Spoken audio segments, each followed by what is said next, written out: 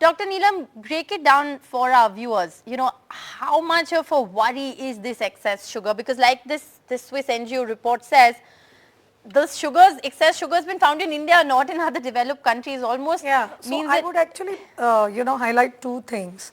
WHO did say a couple of years ago about cutting down the sugars, especially in the infant formula. So that becomes like an ethical issue. But at the same time, the FSSAI had come out with, a particular limit with which they could add the sucrose or the sugar.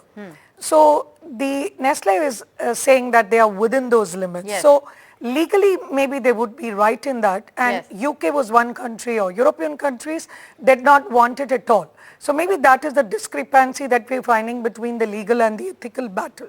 But before I proceed further about it, we need to understand, why are we saying no to sugars? Well, probably all of us were brought up and brought up with that.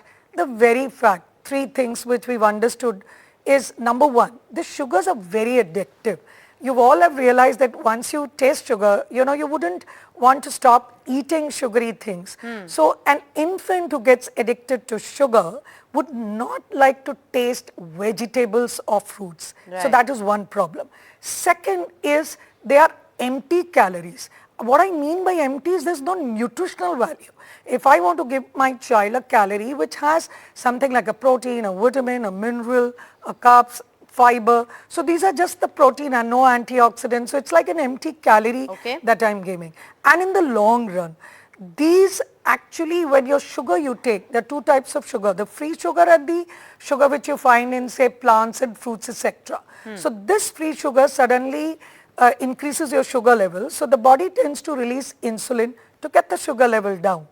So that insulin which comes, eventually you will get through a vicious cycle, more sugar will get into insulin resistance. Right. So the diseases, basically you're saying that Bonvita and Nestle, with what we've discovered now, have is very a high sugar. So it's now I can't say no. What I want to highlight is that there is less than 5%, say infants, no sugar. Clear about that. In older, it is less than 5%. So if I'm allowing a child, say total 3-4 spoon in a day, and out of that you've taken the whole 3 spoon in a add-on drink, or you take a cool drink or a beverage, which contains, you'll be shocked, it is 2 to 3 teaspoons per 100 ml. So 300 ml bottle is 9 spoons of sugar. So that is what we are highlighting is going to give rise to like liver the worry disease, that all heart of this disease, atherosclerosis, and a lot of this being sold under the banner of health drinks. So I think that was what was even also worrying. the sports drink. Do you want to just address one of the other questions that the lady had about what are the alternatives? Like Dr. Joyita said, go back to the good old days. But yes, practical thing, like we've all gone, even I've been a working lady. So what we do is, we suggest you all to make a powder of oats or make a powder of ragi and dalia.